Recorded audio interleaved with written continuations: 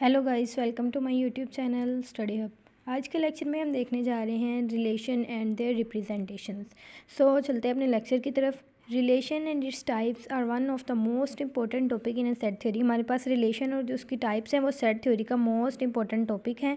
Set, relations and functions are all three interlink topics. ये जो हमारे पास सेट, रिलेशन और फंक्शन होता है ये इंटरलिंक टॉपिक है, आपस में लिंक कर रहे हैं ये सारे। Set denotes collection of order element. जो हमारे पास सेट है वो कलेक्शन ऑर्डर एलिमेंट्स बता रहा है। Where relation and functions define the operation performed on set.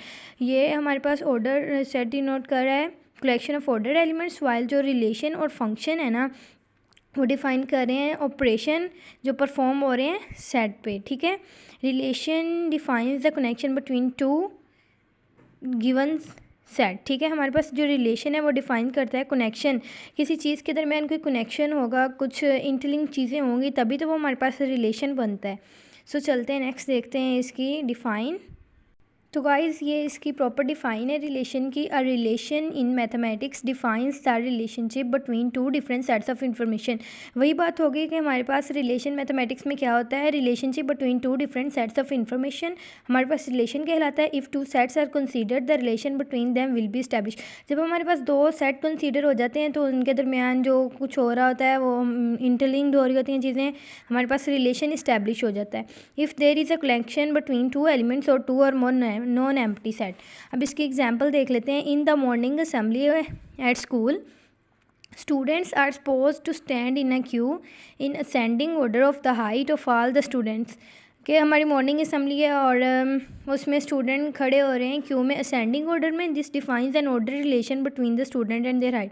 क्योंकि ये इस चीज़ को डिफ़ाइन करिए कि इसकी एक और भी डिफ़ाइन होती है जो रिलेशन को, ये a set of order pairs in a set of order pairs is define as a relation.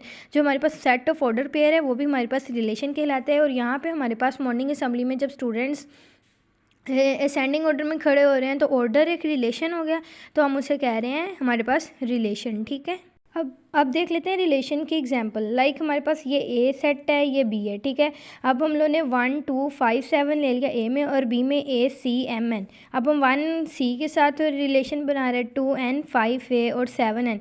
ये हमारे पास जो इसके अंदर ये बॉन्डिंग हो रही है एरो के साथ, ये हमारे पास इसकी रिलेशन। ठीक है, ये हमारे पास रिलेशन क्रिएट हो रहा है ए टू बी के दरमियान। This mapping depicts a relation from set A into set B. A relation from set A to B is a subset of A cross B का। The order pair are 1 C हो रहा है, 2 N हो रहा है, 5 ए हो रहा है, 7 एन हो रहा है। Sets 1 2 5 7 represents the domain set, while A C N represents the range. ये डोमेन को और ये रेंज को शो करवा रहे हैं। ठीक है, अब नेक्स्ट देखते हैं इसकी हमारे पास types of relation. There are 8 main types of relations which include empty relation, universal relation, identity relation, inverse relation, reflexive relation, symmetric relation, transitive relation, equivalence relation. अब हम यहाँ पे देख लेते हैं रिफ्लेक्सिव रिलेशन को। In reflexive relation every element maps to itself. For example consider a set A 1 2 now an example of reflexive relation. ठीक है, इसका देखते हैं कि 1 2 के साथ कैसे खुद के साथ मैपिंग हो रही है। रिफ्लेक्सिव रिलेशन हमारे पास है ही ये कि जहाँ पे हमारी हर एलिमेंट का मैपिंग हो इटसेल्फ के साथ 1 और 2। ठीक है, now an example of reflexive relation will be R. हमारे पास जो उसका रिलेशन है वो ये होगा 1 का 1 के साथ, 2 का 2 के साथ। 1 2 भी हो सकता है और 2 1 भी हो सकता है, लेकिन इसमें हमारे पास रिफ्लेक्सिव रिलेशन तभी होगा जब 1 1 के साथ मैप हो रहा होगा और 2 2 के साथ मैप हो रहा होगा। The reflexive relation is given as A मतलब खुद के साथ मैपिंग बिलोंग्स टू आर। ठीक है, रिलेशन। सिमेट्रिक रिलेशन हमारे पास क्या आएगा, in a symmetric relation if A is equal B is true then B is equal A is also true. जब हमारे पास सिमेट्रिक रिलेशन होगा और तो हमारे पास अगर 1 1 आ गया है तो 1 2 आ गया तो 2 1 भी होना लाजमी है। ठीक है, हमारे पेयर्स में। In other words a reflexive relation R is symmetric only if B A belong to relation is true when A B belong to. तभी हमारे पास ट्रू होगा जब ये भी हमारे पास कंडीशन आ रही होगी। An example of the symmetric relation will be R 1 2 2 1 for a set A 1 2 so for symmetric relation. ठीक है, 1 2 है तो 2 1 होना उसका लाजमी है, उसका ऑपोजिट। ठीक है, अब चलते हैं नेक्स्ट।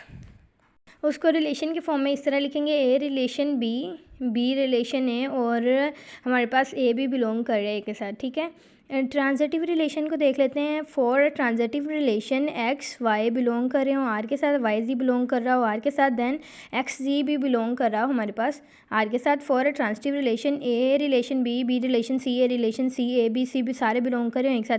हमारे पास इसमें है ए बी और बी सी और सी ए, ये सारे होने चाहिए ट्रांजिटिव रिलेशन में। और देख लेते हैं इक्विवेलेंस रिलेशन। इक्विवेलेंस रिलेशन हमारे पास क्या होता है? If R relation is reflexive, symmetric and transitive at the same time it is known as a equivalence relation. अगर हमारे पास ये होगा एक रिलेशन अगर रिफ्लेक्सिव हो गया, मैपिंग खुद के साथ हो रही हो, सिमेट्रिक हो गया कि हमारे पास ए बी है तो बी ए होना चाहिए, और ट्रांजिटिव ए बी सी सारे बिलोंग कर रहे हों, वो तीनों होंगे तो तभी हमारे पास ये इक्विवेलेंस रिलेशन होगा।